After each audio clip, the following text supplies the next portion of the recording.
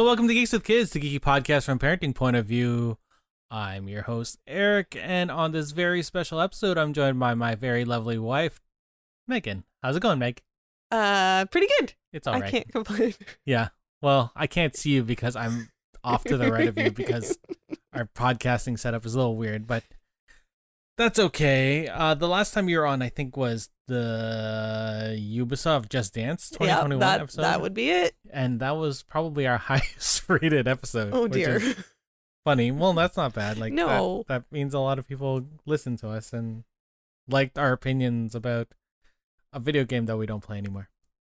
I mean, our kids would want to play it. They still do if we ever do it. But we do have 2.5 children. Yeah. Hey, it's more than 2.5. We're at like 2.9 maybe. I don't know. So this week we're going to talk about the recently released In the Heights film, which is the, film adaptation of the Tony Award winning musical by Lin-Manuel Miranda of Hamilton fame. But first, like we do on every episode, we start with what we're liking this week, what we're watching, what we're playing, what's good. Do you really want to ask me that question? Yeah, I'm asking you what's good. What are you watching right now, Meg? Whatever can occupy the last little bit of brain energy I have at the end of the day. Which is? What are you watching? Right now, Bakers versus Fakers, which is on Food TV. Okay. And they have 2 professional bakers and 2 amateur bakers, and they compete. And it is unknown to the judges whether or not they are a baker or a faker. That's interesting. It's on, what is it on? I watch it on Stack TV. Oh, so it's actually on TV right now. Yeah, so it's Food TV or Food Network or whatever it's called. Interesting. Yes. I haven't seen it. I haven't watched that with you. You usually watch it at night when I'm not upstairs. Oh, dang, I just hit my computer. I've, on the other hand, well, I'll probably watch it. You usually watch that with the kids. Those types of shows with the kids eventually. So I guess there's no children's baking thing right now. Is that all done? It wasn't a baking one. It was a children's junior chef showdown. Mm-hmm. Something like that. That's all done. It was Canadian and it's all done. Yeah. Yeah. We can check CBC. I'm watching Manifest, which is a TV show that showed up on Netflix.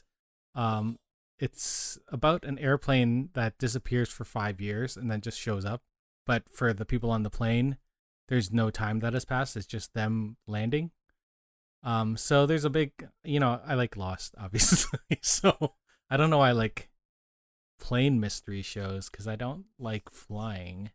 Generally, it's all right, actually. You liked Lost. I like Lost. That's why I'm saying, like, I like plane mysteries. Manifest is good. Like, it's all right. I heard it got canceled recently, so that's sort of sad. So I'm watching a show that might not have an ending. I've also seen clips. There's apparently a birth that happens in this season, in the first season somewhere. Is it on the Netflix preview? I don't know. I only heard about it on Facebook. Well, don't groups. tell me because the only thing I know is that it's not done well. Oh, that's fine. That's a TV show. I was watching. What was I watching the other day? Is it Blossom? No, it was something with a guitar. And the person, I know what it was. It was Girls 5 Ever, which is also amazing. Also, yes, we watched that one somewhat together. We watched some of it. But in one of the episodes, Renee Elise Goldberry is playing guitar with Sarah Bareilles, but she's not actually playing guitar. And I'm just sitting there like, no, you're a musician. You should know this. You should know to move your hands. And she's not. She's just holding the neck and pretending to strum. And Sarah Bareilles is actually playing the piano at the same time. So I'm just sitting there like, this does not look right. It's not a good match. That show's really good. You should watch it. It's only 8 episodes, and it's all on Stack TV. I think it's on W up there. I don't know. I enjoy it. It's also on our server. But, yeah, I guess that's good. That's what our yums are this week. We usually call it our yums. Yeah, don't yuck our yums, Meg. So normally we talk about a number of news items. There hasn't really been anything. They had that Shang Chi trailer. We can talk about that. That was cool. It was cool. I don't remember all of it, but it was really cool. It's a lot more fleshed out the story, and now that I've seen that trailer, I don't really want to watch anything else. Just wait until it comes out in September. That's fair. But we have Black Widow next week too, so that's gonna be interesting. They've released a movie? bunch of they have a bunch of trailers for that out right now, and I'm just like, nope, it's too close. I'm just gonna wait. And I know Kat wants to watch that because she liked that character on in the Avengers movies. Yeah. So we'll watch that for movie night next week, I guess. Next Friday, yeah, we can watch it for movie night. Maybe I should watch it first. See how violent maybe you it should is. watch it first. What's an Avengers film? It's probably not going to be too violent. It's probably going to be fine. She watched the whole, like, half of the society disappear with the snaps, and she was fine with it. Well, she knew it was fake. Sort of. Kind of. I don't know. Kind of. But anyway. She's hilarious to watch in the Avengers movies, though. Yeah. She's like, where's Wonder Woman? It's not in this movie. Not in this universe. But that's okay. Because her current obsession is In the Heights. Is In the Heights, which was released on June 10th, 2021, just a couple weeks ago. And like I said earlier, this is the film adaptation of the 2008 Broadway musical, the Tony Award-winning musical by Lin-Manuel Miranda, who created Hamilton. He also wrote a number of other things he's worked on. Bring It On. He did the Spanish translation of West Side Story a number of years ago. He's done Moana. He's doing the new Little Mermaid music. He's done a bunch. Oh, he was in Mary Poppins. Oh yeah. Yeah, forgot about that one. Yep.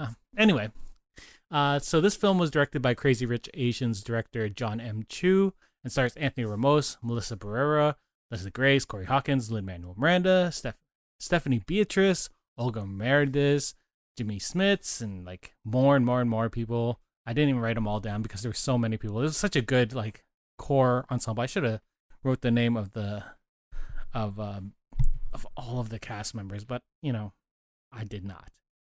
So this film follows a very similar plot to the musical, telling the story of a coroner in the predominantly Dominican Washington Heights neighborhood of Upper Manhattan in New York City, where every member of the community pursues their dreams of a better life, or their sueñito, or little dream. Do you remember how you were first introduced to the musical? Mostly of your excitement for the movie coming.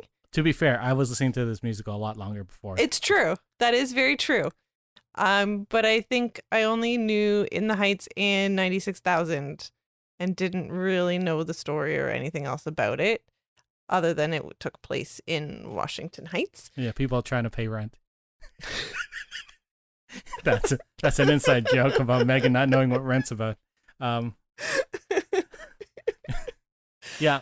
And I knew that you proposed it for one of the musicals when we were still doing MMT type stuff. When we were doing that. That was like in 2008-ish, 9-ish. Lynn had released the rights to school groups for free, and we were still sort of hanging around our school groups, so it was one of the ones I had proposed to them. Oh, okay. Or it might have been earlier than that. I can't remember. 2008, I still would have been in school, but not with MMT. Nope. But yeah. So there are a number of changes from the musical to the film. Nothing super big. We'll probably talk about them as we go along the film. I don't really want to do a scene by scene like analysis of this show because that would take forever. Take too long. I would take hours. I would have had to do much more prep work than I've done. I know. But really there are a couple of main storylines. We have Usnavi and his store and him trying to find his place in the world, him trying to build that sueñito, his little dream. And really what he wants to do is he wants to fly to the Dominican Republic where his father is originally from and where he's originally from, and he wants to rebuild a bar that was on the beach there. It's destroyed.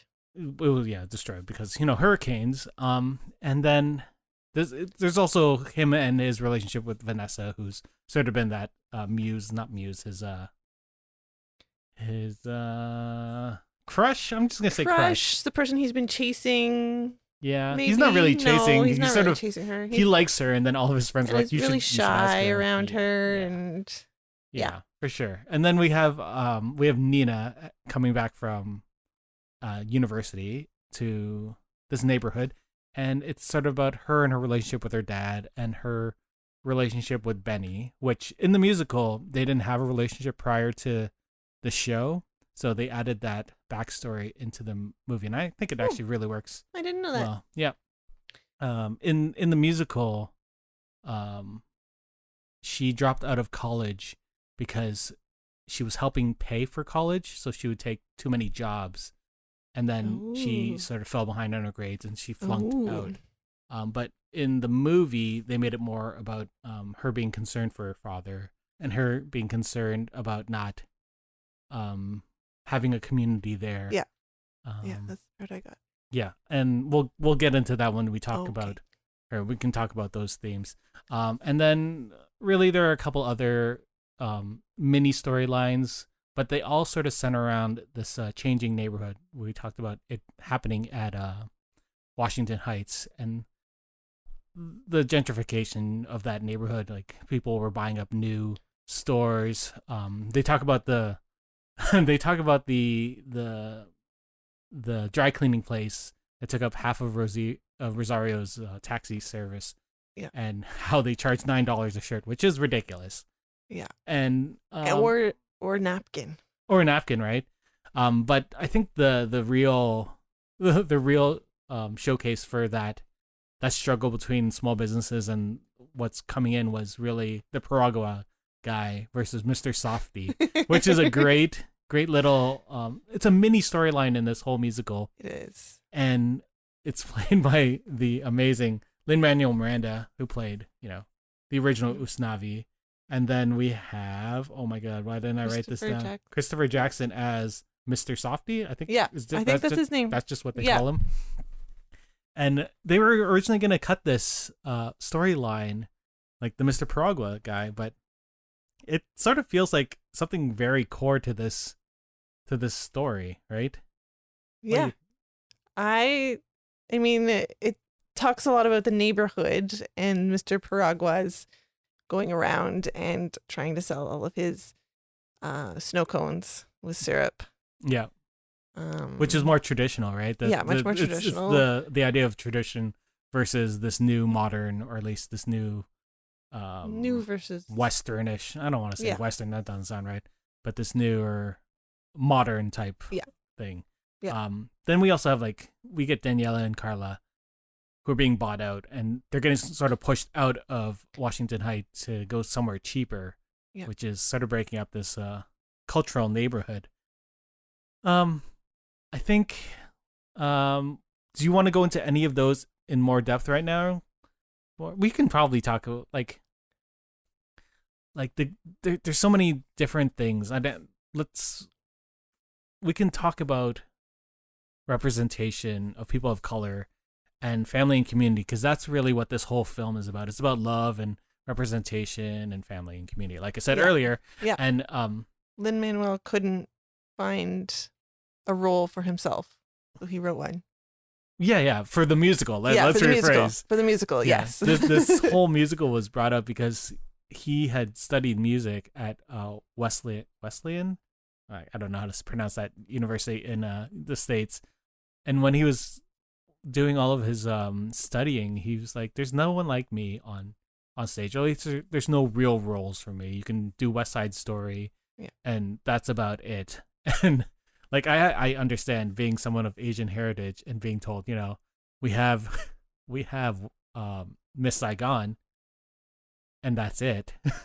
I think. Oh wait, no, that's it. It's the only Asian musical I can think of. Yeah, but he did something himself. He wanted to see more people. He wanted to hear his music. Yeah, the music of his background, what he grew up with on stage, because everything's sort of. If you listen to musicals, and we listen to a lot of musicals, they're all sort of Western pop, not pop, I want to say Western influenced music. Yeah. And 100%. It's very standard if you listen to it. It's gone more into the pop, just pop. I was going to say pop rock, but it's literally just pop now, pop music. Ish. Yeah. Ever since Wicked, it's sort of gone more that way, right?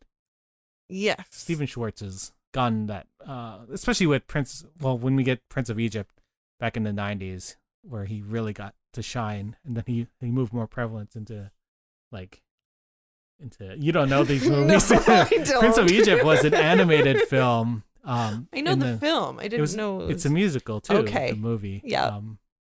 But yeah, the music was more, it was a lot.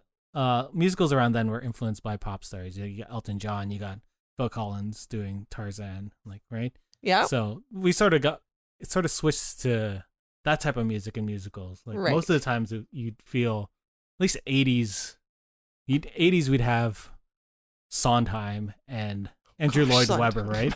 So you get like two like very technically amazing, Sondheim, technically amazing shows, and then difficult. And then you get Andrew Lloyd Webber, which is moving towards the more modern aesthetic of music. And then that kept on, sort of evolving into what the 90s brought, which was the more poppy Elton John, Stephen Schwartz. And then I guess is more of it is heading towards the more accessible, which was nice for people. Yeah. Right. And that's how musical theater came about. I did a long talk with say, one of my. You are very well educated in all of the history of musical theater. One of our friends asked me to talk about the history of musical theater, and I didn't talk about this part, but I talked about how it originally came from opera and how they wanted, like, it started molding into something more accessible for the major crowds because opera was more for the upper class, right? But they wanted to get money, really. Yeah. They wanted to expand to the lower classes, so it was more accessible for everyone. And then they started adding more dance numbers and more jokes and stuff, and that's where musical theater came from. Where was I going with this? I don't even remember. Oh, representation. Lin-Manuel Miranda wanted to really write something, and I think each of these storylines fits into part of his personality. Let's talk about probably one of the biggest changes in the movie, and that was they made Sonny younger. He's a teenager in the movie. In the musical, he's like 20 something. He's around the same age as Usnavi. Okay. And they made him a dreamer, which was a big talking point during the Trump presidency. What did you think about them adding this whole thing in? Well, first off, I didn't know it was an addition. It was. But I thought it fit really well, and it fit into Nina's storyline really well. Yeah. So it's crazy because in the musical, she sort of decides to go back, and I don't really remember why she does. Her and Benny talk about it. They sing about it, this being her home, and then she sort of goes off. And in this one, having Sonny sort of grounded, and especially since she was his babysitter, there was someone, like, you can protest all you like, but for something you care action, about, but if it feels a little different when it affects you personally, right? And that really drove her back into school, because I don't know if she would have gone back to school if Sonny wasn't, upset about this whole thing, like realizing that he couldn't go to the college. That he couldn't go to college, that he'd always known he couldn't get a driver's license or things like that. But to realize that he couldn't go to college and do what he perhaps wanted to do with his life. And it's great seeing Usnavi sort of take the father role in this, because he was sort of just friends with him in the musical, from what I can remember. They were like buddy cousins. And this one, he took more ownership in his relationship. Like, he would show him how to do things. Like, he was fixing the fridge with him, right? Yeah. And he'd offer to pay for his schooling and his flights back and forth from the Dominican Republic. And they added that father role for Sonny by Mark Antony. Yes. Who was not in the musical at all. And seeing him in this movie was quite a shock. And he was really good, like, as in a dark character. And seeing Usnavi just sort of try and reason with him because of that place of love. Like, a lot of this movie is just based around the center of love, and seeing him want to make Sunny's life better was such a wonderful like this. There's a reason why I think we can show our kids these films. Like, there's nothing really risque about it. No, there's nothing. And there are a lot of themes that I would love them to see. We'll talk about children's stuff later, obviously. I'm trying to think of what else with Usnavi. I had so many things going through my head just right now, and I didn't write any of it down because I can't. Sunny, dreamer status. Going off more of Usnavi's relationship. He was a baby in the musical that came over, and having him older was also a change. And I think it sort of grounded it a little more with his desire to go back to the Dominican Republic. It sort of wasn't just this weird. Or it wasn't just like his not necessarily his memories, but what he'd been passed down from his parents, right? Yeah. Like, he had real life, practical life time. Mm-hmm. As well, we were talking about how he takes not ownership, but he cares for all the people around her, and he talks about how he's gonna bring his abuela down to Dominican Republic as well.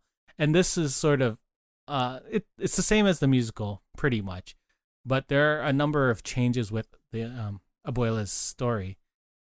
In the musical, we actually find out that she won the ticket way earlier. They had rearranged a lot of the songs, so Paciencia was a lot earlier in the story, and at the end of that song, this beautiful song, we find out that she won.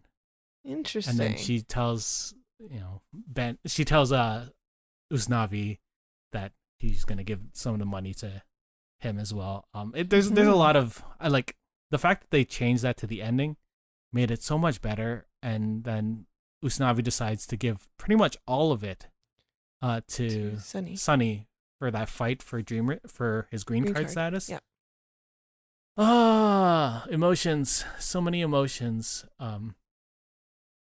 And yeah, that's so good. The amount of work that has to go into getting a green card. I know we were sort of jumping all over the place, but it's like when I touch on something, it's sort of hard not to go back on it. Like, we just talked about Paciencia, and I think that might be my favorite sequence in the whole movie, or at least one of them. I didn't want to do favorite sequences now, but let's talk about this one. What did you think about it? This whole, like, Jon M, man, this sequence was so good. It was filmed to look like her journey through from her whole life. Yeah, exactly. Her life. From being a young girl in Cuba to going to New York, but it's all done through a subway car. So it's like the transportation mode of New York mixed with her journey, and it shows how mixed those two lives are. Like, what'd you think? Like, oh man, chills. I really, really liked it. It was fun reading the stories also behind the actual song, in that they filmed it in an actual subway station. Makes sense. And I think they had to film it in a day. Oh God. Yeah, they had to film it in a day. And this one day that they had some emergency subway line had to be used. I can't remember which one it was. Mm-hmm. So they set everything all up. Then they got the warning that this train was going to come through. They had to take it all down and then set it all back up again. Oh God, that sucks. Did they film the same day, or did they have to They filmed it all the same day. That's ridiculous. Yeah. And that when they were rehearsing this, she sang for the cast, or for all of the dancers, just to give them the idea of the emotion behind everything. And they essentially just said, all you need to do is support that voice, and it will be amazing and beautiful. And that's exactly what they did. Right? They just added to it. They didn't to take anything away. All of these dancers in the background that are demonstrating the life that she would have gone through coming to America. Mm-hmm. There's a reason why Olga Merediz is the only returning original Broadway cast member, because I don't think there could. I don't know who they would have there that would fit that. Like, she's perfect. Like, just bang on. Bang on. And I hope she gets recognized for this because I think she got a Tony nomination for this role, but hopefully she gets a Oscar nomination because she's so good. It's funny when we're watching this movie with Kat and the fireworks sequence happens and then Paciencia face starts. She's like, "Oh no, this is the sad part." Like, yes, it is. Yes, it is. Let's move off. We can't move off of this relationship, Usnavi's relationships, without talking about Vanessa. She in the musical always dreamed about going away, like getting out of this section of New York that she had always grown up in, and I think that's pretty, relatable for everyone who doesn't want to stay in their same hometown. In this one, in the movie, they have her become also a designer, which is actually pretty cool. Like it gives her a little more oomph to go downtown. And there's a little bit more of a heart pull at the end when you find out that she's pulling a lot of her cultural heritage in her designs and decides to stay in Washington Heights. Mm-hmm. What do you think of Vanessa? I really liked her. I liked her dreams and what she wanted to aspire to do. And her drive to get down there. And the way she came about realizing that she couldn't live downtown. Well, like that she moved downtown. But she wanted to move downtown, but the opportunities kept on getting pulled away from her. And then when she did, she wasn't able to design anything or sew anything because she had lost her community and her inspiration. Mm-hmm. Right. And so that's what brought her back. Oh, yeah. It's good. Her chemistry with, what's her name? Melissa Barrera, right? Is the actress who played Vanessa? Yeah, Melissa Barrera and Anthony Ramos have phenomenal chemistry. The first time they meet, which is also our eldest daughter's favorite line, the no, no, no, no. Her favorite. You ask her what song she wants. It's that. And that's the part you get. And it's this little tiny part in the first song. And, but like seeing Anthony Ramos sort of stumble over his words and just like fumble, it's so cute. And I love their chemistry. It's so good. They have great chemistry. There was also another they for films like this, they often do chemistry readings, right, to make sure actors that makes sense. Actors work well together.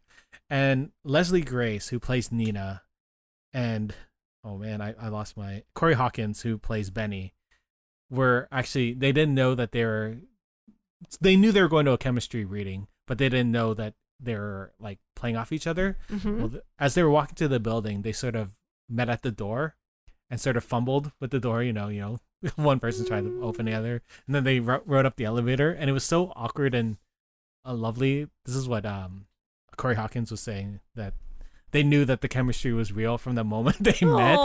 And it's such a lovely story to hear them talk. Like, man, I can't wait till the Blu-ray comes out for this because I cannot wait to see the behind the scenes stuff.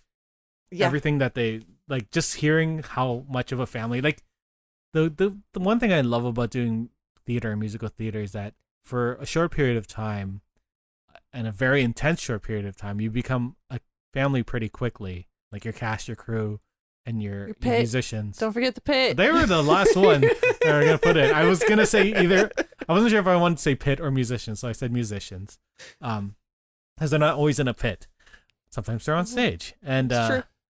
Like it's such a whirlwind of emotions. Like you really feel like you are a family for that time. Even afterwards, like there's still people that I haven't seen in years from musicals that I would still like love to see.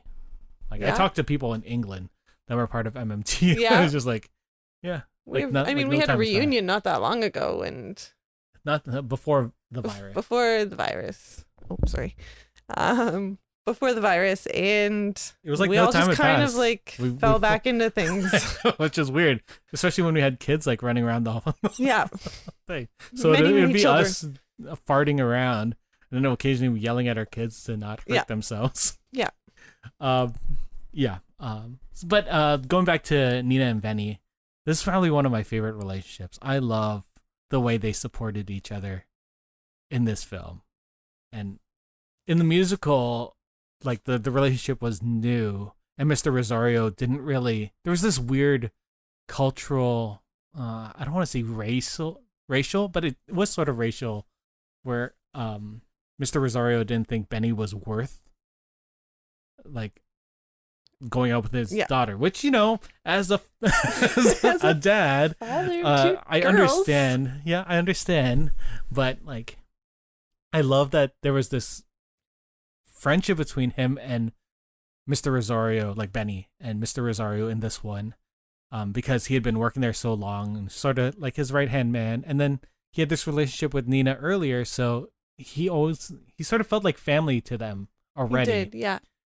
And he went in with the firework, or I don't know, the blackout. Blackout. He went in and got the taxi company up and working and running, all by himself. That's not in the musical. So he actually goes off with Nina.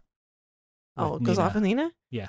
Oh, well, that makes it so much better. Yeah, exactly. They did some really good changes in this movie, and I love it.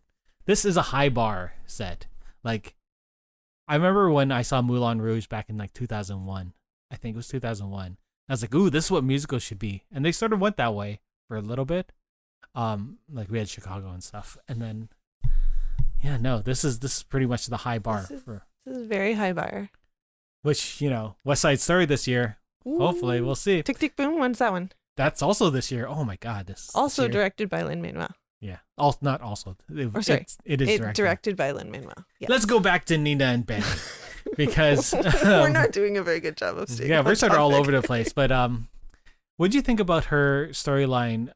About her dropping out of college? Like, they actually removed the whole mother of this in the musical, which, you know, is fine, because then the struggle of Mr. Rosario trying to keep her in school, like keeping the money in the business, felt a little bit more dire. I want to say dire. Yeah. I don't think it was until you showed us one of the songs today from the actual musical that I was like, oh, she has a mother. Yeah. Oh, that did be a change. It's true. It was heartbreaking. The reason why Nina, or at least in the movie version, why she dropped out. So she dropped out because I guess we didn't talk about it. So she moved out to Stanford. Yeah. And when she got there, she ended up getting searched because of her Latina background. Her white roommate thought that she lost her pearl necklace. Or necklace. I don't want to say pearl necklace. It might be a pearl necklace. I don't remember. But they ended up searching her because obviously she wasn't white. Yeah. And and then she talks about how she was at this ethnic or cultural dinner with the dean, and all the servers were Latina as well, and she was the only guest. Yeah. I sort of understand, right? Being the only Asian person anywhere I go. I'm sorry. It's okay. But yeah, like it was weird. Like when I went to university, I'm trying to think of, like, my floor was pretty much mostly white. I think it was all white. Okay. To be fair, there were a couple Asian people in Whitten, but I don't know. I grew up in an Italian neighborhood as well, so I'm used to not being around people of my heritage. Although, when I was in Niagara Falls, so I had moved to St. Catharines when I was 10. Before then, you know, all my parents, all their friends are in Niagara Falls, right? Yeah. So I would sort of like in Washington Heights, where you'd have like this community of people of your background. We had that in Niagara Falls, so I'd go over to my tito or titas, which my aunt or uncle, which are really just my parents' friends. Like, I'd go over there or go wherever with them, and we, you know, there'd occasionally be kids. Most of them are older, so, you know. But it would always be like we would go amongst those houses. That's what a lot of this reminds me of. But we'll talk about that when we get to representation, I guess. back to the college thing. I forgot. I don't know. It hurt a lot to feel that way, but because I understand how she would feel. Yeah. I'd never been searched, which is great. I have been, I don't want to say profiled, but I have been followed in stores a lot. Yeah. Because I wear khakis and blue jeans and golf shirts, obviously, which makes me. But like, even since we've been married. Yeah. And with children, like, you know, it also breaks my heart hearing the stories that you have. Yeah, because it's not been like it's gone away. It's just sort of been a constant thing. No. And worries me for the future. Yeah. And then what our children will experience as well.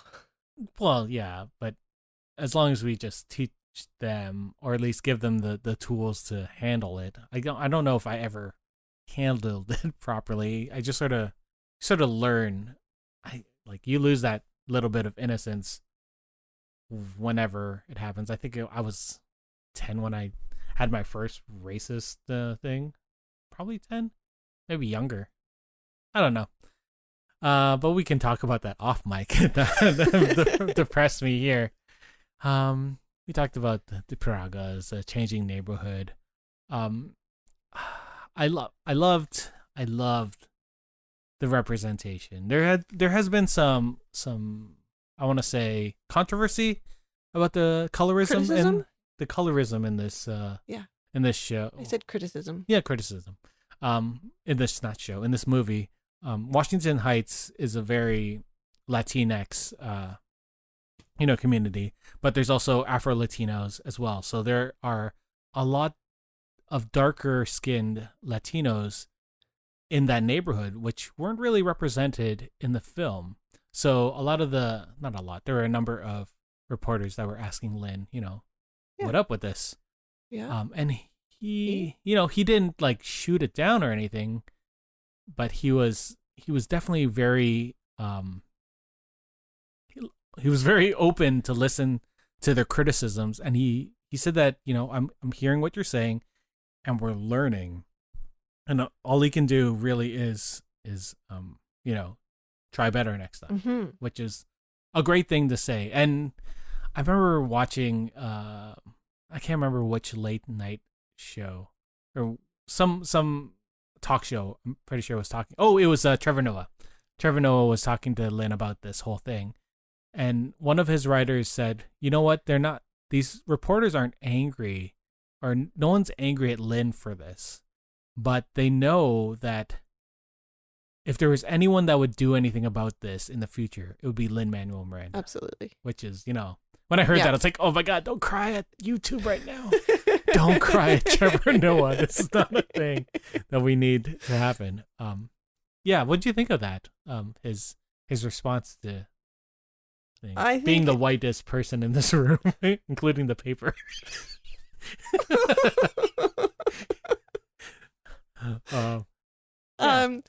I think it's the best response that you can come up with. He can't change what is being presented in the movie, but he can only move forward and do better going forward. Yeah, for sure. And that, he's taken everybody's notes and criticisms, and I think if the opportunity arises for him to do another show that would involve greater cultural representation, I think he tries would do it again. Yeah, like Moana was such a good, represent. Like, I know he just did the music, but it was a good representation of the oh my God, Polynesian people. Like, I'm trying to think. I was like, what are the people that are sort of connected to the Filipinos, but not really, but sort of Polynesian. I watched this. Did I tell you about this documentary about Asia? Or no, it wasn't a documentary. It was Last Week Tonight, where they talked about how Asia was a catch-all term. I feel like I'll show it to you later. I want to see it, but I didn't quite get it all. It's really good. If you guys haven't seen it, it was like Last Week Tonight a couple weeks ago. We'll talk about that, I guess, on What's Good next week. Let's see what else. Representation is such an important thing in this movie, and I think for me, what really hit it at home is whenever we watch a movie with our kids, and we watch a lot of movies with our kids. We do. But They love it. But when I get to hear my daughters say, "Hey, she looks like me," or "Ooh, mommy, we have the same hair," and like, it's not something you hear often. No. And it's something that really, like, we heard it with Raya, we heard it with this movie. Did we hear it with Moana? She was too little when we watched the first time we heard it was on Sesame Street, and there was a black ballerina. Yes, that American black ballerina. Yeah. And she was like, "Oh, we have the same skin," I think she's what she said. Yeah. Yeah. Oh man. But I think that's what, I don't know if that hit me a little bit more. Like, I love this musical. Like, I've loved it since 2008 or 7. I don't remember when I first heard it. But yeah, having her say that, and there's a reason why she listens to it every day. I think the representation of music, like, Filipino people are, well, obviously they were a Spanish colony, so a lot of the Spanish flavor of music is something she doesn't really get to hear often. No. Especially since we listen to musicals a lot, like pop musicals.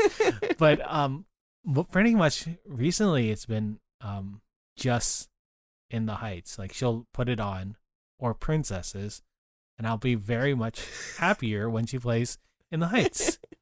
But to see her like really relate with this is something really cool. And it really demonstrates the importance of it. Yeah, the importance of representation. Right. Even at such a young age. Yeah, I didn't have any of this when I was younger. I don't remember seeing an Asian person on TV. Like, I literally can't think of an Asian person on TV in the 80s or 90s. Was there an Asian person? Like, Kung Fu had Asian people, but David Carradine, who was the main character, was white. So it was very confusing as a child. Anyway, yeah, it's such an important, I think this is an important film for our family, and I know for a lot of different families of various cultural backgrounds. There's an awesome story about Jimmy Smits, who plays Mr. Rosario in the film. When he saw this musical back in the late 2000s, he really, really wanted to be a part of the show. Like, he had no idea what to do, like what they could have done. Like, the show was already out. And he's like, I want to help you guys. Let me record the promos for you. So he did all the promos in New York. He did all the commercial, like the voiceover commercials and all that stuff, because he had never seen his people represented so honestly on screen. Like, normally when you see people of ethnic backgrounds, you assume that they're going to be some sort of stereotype. And when Lin was shopping this around, like on Broadway, they're like, why aren't there any gangs? Or why is there no drug use and stuff like that? And he's like, you know what? That's not the normal thing in these neighborhoods. And yeah, Jimmy Smits was like, this is what it feels like to grow up here and grow up in that type of community. And he ended up recording all the promos, like I said. And Lin was like, okay, let me pay you, obviously, because Lin, wants to help out everyone who helps him. And he's like, no, Jimmy Smith's like, no, just give me tickets to the show and I'll be happy.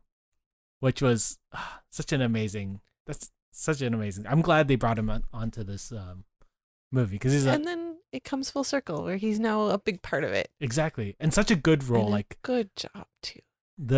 His character, Mr. Rosario, I love the changes. I love that they took out those small racist overtones, even though they might not have, like, it might not have been that in the show. It still felt like that, at least when I watched it. And man, just seeing his pain in, trying to provide for his family. And wanting more for his children. Yeah, exactly. More than what he had. And how he didn't have an education. And oh man, so good. And having to work. I can only imagine how hard he had to work to get where he was. Well, he kept on changing that story every time he told it, which was one of the stories. And he, so we talked about most of the themes. Are there any themes that I missed out on? We talked about community, family. Lin's family was in this movie. Like his Yeah. parents are in Nina's song at the beginning. His wife is at the ending. And her parent? I think her dad. Oh, is it Lynn's parent? Lynn's parents were in Nina's first song. I think her dad is beside her in the finale. I gotta rewatch it. But then he also brought back so much of the original Broadway cast to just be in the last number, which is just beautiful. Like, man. And the carnival scene is filmed near his wife's grandmother's. Like that's the same courtyard. One of the buildings in the background is where his wife's grandmother lives. Like that's crazy. Yeah. And the fact that he, like, they would talk about how they used to live around there and stuff in the filming. It's so good. I love that they brought back the original cast members. One of the cast members, the original Broadway cast members, passed away just last year from cancer, and she actually has a little solo in Nina's song. So they got to show her this like before she passed, and it's such a beautiful little. I didn't know that. Yeah, it's a. Are you gonna make me cry? Yeah. Yeah, I am gonna make you cry. Oh. Dorian Montalvo. Yeah, she died at 56, unfortunately. Oh. Yeah, but she got to see her part. Like she got to see herself on screen, that's which good. was nice. That's always. And she was nice. watching it with the original Broadway cast. Aww. Like they had watched it together. That sequence. Do you have any favorite scenes that we didn't talk about? There's so many. I can just talk about the whole thing. I think the first song is probably my favorite and In the captured, Heights? In the Heights. And the whole idea, Usnavi says the streets were made of music and how the sounds of the streets literally became the beat of the song. Yep. And just drew you in. The broom. Yep. You know, people banging on. It introduces everyone perfectly. Yeah. You know who I didn't mention earlier in the cast? Daphne Rubin-Vega. Yes, you did not. Wow. How did I miss that? The regional Mimi playing Carla in this. She apparently also had a role. She was some kind of voice in on Broadway. I don't know. Wow. I looked up a whole bunch of random facts. I don't actually know how many of them are true. I really hope they're all true. Let's just say they're all true. But she had some kind of recorded voice for the Broadway version. Interesting. She was so good. She was so good. Loved it. The Carnaval de Barrio is one of my favorite sequences in the film. There's a little small. We had watched a documentary on a short video on the choreography, and they were talking about how because Washington Heights isn't just the Dominican Republic, like it's just not people from there. There's Cuba and Ecuador and all these other different places. They wanted to bring the different dancing Mexico. They wanted to bring the different dancing styles to that song, and you can see like them break into each of the different cultural dances, and they have flags waving. Oh my god, it's so good. Representation's awesome. I love the first number as well. In the Heights was such a good number.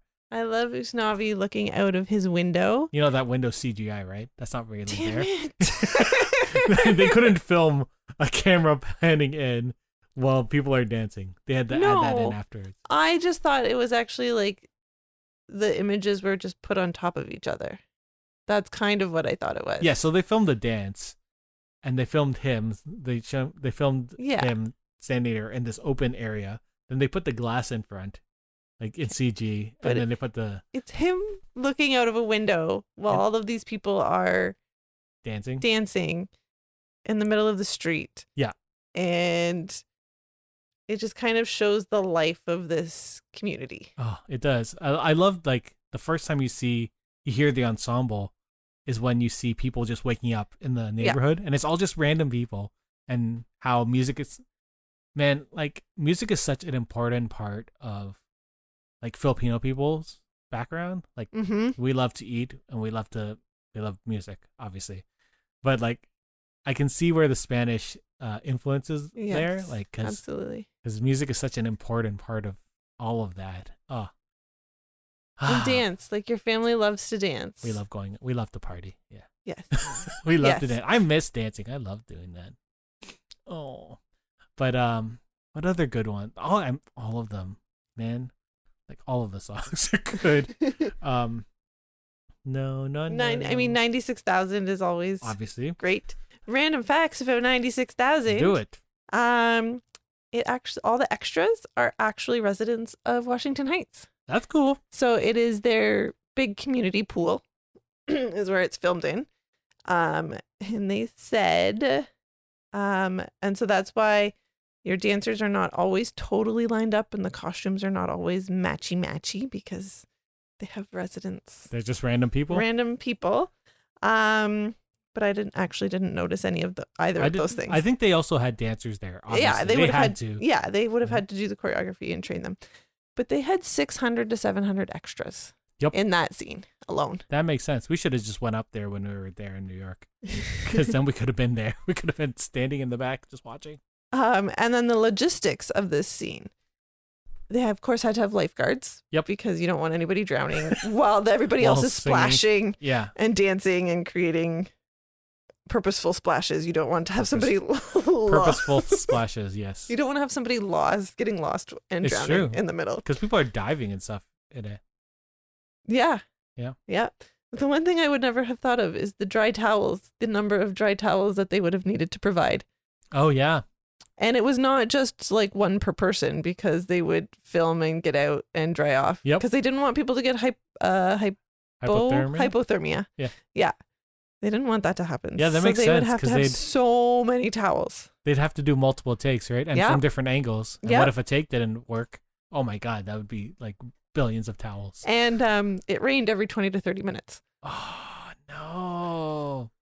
So they definitely didn't film this when we were in New York because it didn't rain when we were there. No, it didn't at all. Oh, my God. That's incredible. Yes. Other good songs. Oh, my God. I mean, The whole thing. Carnival was filmed on the hottest day of the year or something like that, and they had Which a day. probably helped them. It's true. Because that was the point. True. Right? Man, the finale. I love the finale.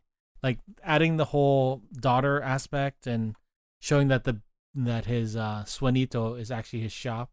Yeah. And the beach was the mural that was painted. Seeing them all, playing in the streets in the water and the community's all there together. The original Broadway cast is there. Javier's there smiling, his giant smile. Javier from Hamilton and In the Heights. I don't know, that scene, it's like a perfect ending for this. Yeah. Like We live on a really boring street. We do. No one talks to each other. We kind of talk to people, We but talk not... to our neighbor and we say hi. We talk to our neighbor across the street and say hi. Yeah. We don't know them. No. No one knows each other, I don't think. Also, it's pandemic, so we can't really talk to anyone. There's that whole thing. We talk over the fence. We did like in that thing. We talked about Paciencia, which is phenomenal. Kat really likes Blackout because she likes the fireworks sequence. Oh, the dancer that you see there is the choreographer. Yep. Yeah. The guy at the front of the dance club.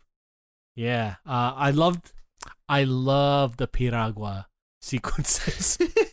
Like in the musical, I thought they were fine. Like it was fun, but seeing Lin do it and seeing Chris Jackson there just made it better. I don't know why. Well, they have such a good friendship outside of any show or musical that they do. It's true. No Mediga in the hair salon with the mannequin heads is so good. Like that, the choreography there is so good. I love choreography and the mad respect to choreographers. They had 3 or 4 on this for just the different styles of dance. And oh man, they did so good. Like Carnival we talked about. Ooh, When the Sun Goes Down is one of the most beautiful things I've ever seen. Ooh. With the rotating set. Yes. So this song takes place on the side of a building. The kid that sees them through the window. Adorable. but it's a rotating building. Yeah. So they actually dance on the walls. On the walls of the outside of the building. Yeah. And it's set during a sunset. You can see the Washington Bridge in the background. Yeah. It's so beautiful. Just very well done. I like when you think of like how in musicals people say that songs happen because they've reached an emotional high where they can't talk about their emotions anymore. They have to sing it. That's what musicals are. Yeah. This is the perfect example of that. So if ever I have to teach another class about musical theater, I'm going to bring this scene up and how their love for each other manifests into this beautiful dance sequence. Like it's perfect. Like it felt so real. And then seeing these two and magical. It felt magical. Yes. I don't know if I felt like that in a musical before. Like I've seen maybe the Elephant Love medley from Moulin Rouge, but I don't think it's that different atmosphere. Mm-hmm. But it felt like that fantastical type Yeah. thing, and it sort of just kept on surprising you. Like when the I wish I didn't see the trailers because you see them dancing for like a split second, but when it finally happens, you're just like, oh my god, it's beautiful, just beautiful. I don't know if they can. Apparently, that like also that was part of what's the director's name again? Jon M. Chu. Jon M. Chu. Sort of his vision. All of his scenes for Benny and Nina, he tried to make them cinematic magic. Oh yeah. So that was a very direct. I don't know the word. Directorial decision. It was a very deliberate decision. There we go. But then Usnavi and Vanessa, they were all one shots. So those long. I'm gonna have to rewatch this. It's true. Like there's something very cinematic about Nina and Benny's story. It felt like old school romantic. Like when you're home, when they're going through they're just walking down the different like the basketball courts and the walkways. Like it they're sort of like going with them on this adventure. The one shots make it more for Nina and Benny, not Benny, Usnavi. Or Usnavi and Vanessa. Vanessa, oh my god, I'm tired, man. We've recorded for like an hour. But I think I want to say that whole last scene in Abuela's, or not the last scene, but the scene in Abuela's apartment, when he finds the ticket, and she shows up, that's a whole one shot. Yeah, was it? They didn't cut. A lot, or once she enters, I think it's a one shot. Maybe that scene where he sees the ticket for the first time, that was a improvised scene. Oh, yeah. So they just told him to go with what he felt in that moment, and that's what it was, which feels good. That's lovely. I loved it. Yeah. Man, this movie's so good. Yes. I don't think if we go through all the songs, we're just gonna say all the songs are our favorite because they're all really good. So overall thoughts on the film? Excellent film. I think I don't I don't know if there's a better musical on film. I don't think there is. Even Hamilton, I think this is better than Hamilton. Hamilton was different. Hamilton's a stage show, yeah. It's the stage show, just filmed. It would be like comparing Into the Woods from the 80s with the original Broadway cast and then the Disney version of Into the Woods. Right? I guess I get your point. Yeah, they're not. But if there was one musical I would show someone, it would be this one. Like I can't think of another musical that I would show, even a stage version. I think I would show this over most things. Cuz we have a stage recording of the last Broadway cast of Rent. We have Hamilton now. Hamilton's a beautiful show, don't get me wrong, but In the Heights has always been my favorite out of the two. I don't know why. Maybe it's because I've known it longer. But there was a good belonging. I felt it feels more like something that I would, be part of. Yeah. Hamilton, though, we had a good 3 years where we just listened to that forever and ever and ever and ever.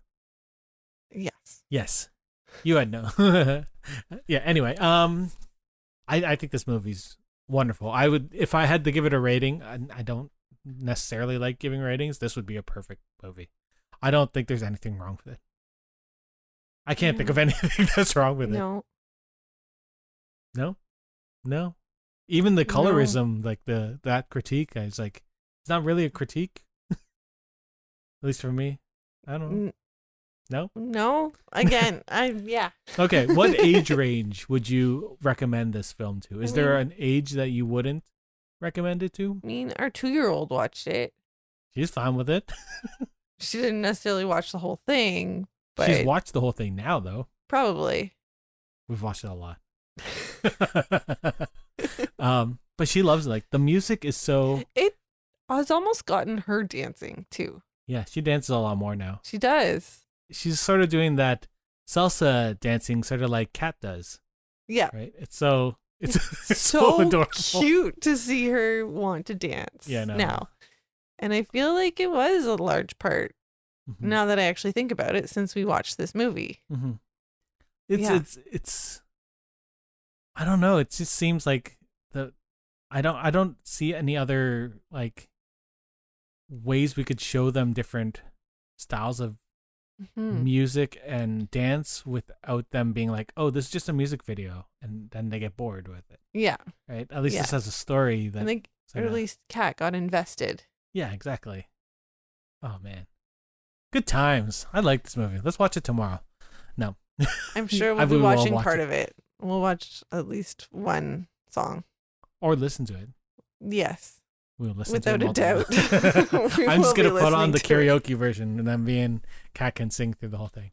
Yeah, so I don't know. Is there anything else you wanted? You have a bunch of notes there. Is there anything that we missed that you want to, drop in this?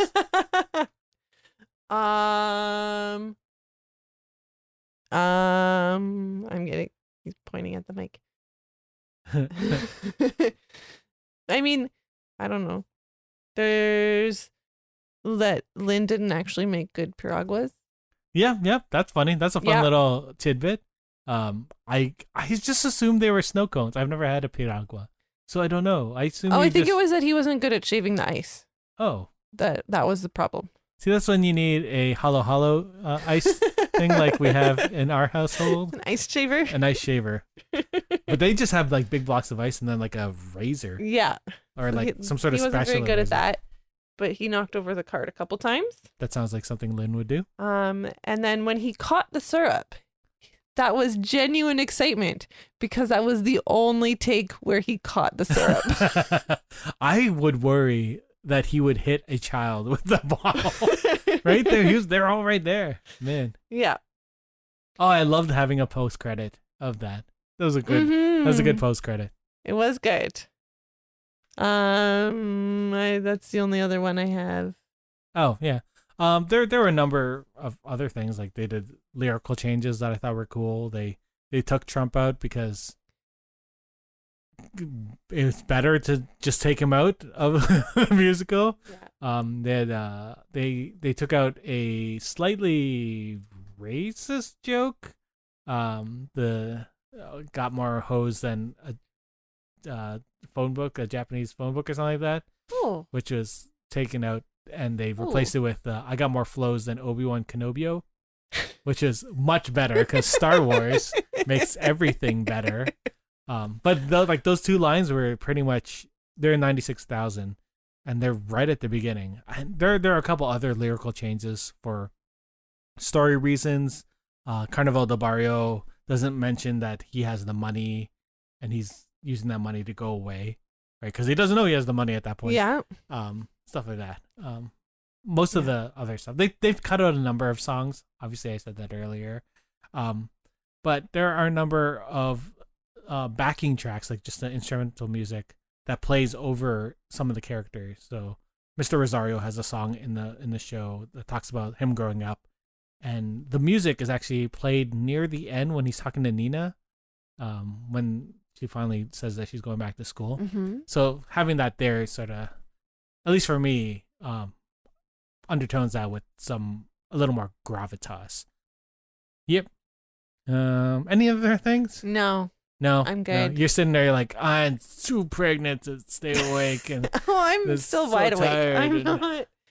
yeah. But yeah, I guess after all the trouble setting all of this podcasting stuff in their basement, it actually turned out all right. All right, it's all right. We'll see. I have to edit this now. But yeah, it was good having you on. We will have Well, you on again. Thank you for having me and for choosing something that I could maybe actually talk about. Well, you talked about not In the Heights, Just Dance very well. That's because we were playing it. That's because we played it. Yeah. Next, we'll talk about the second season of Babies on Netflix. No, we're not. There's the second season. Yeah. Oh. Okay, I guess I watched that show more. Anyway, thanks, Meg, for coming on. I will see you later because we live in the same house. Yeah. Yeah. And thank you all out there for listening. I guess there's nowhere people can find you online because you're not online. Not really. No. No. No. So that's cool. You want to find her, you can find her through me. All that stuff is in the post credits. Thanks, Meg, again for coming on. Thank you out You're there for welcome. coming and listening. There is no D&D this week.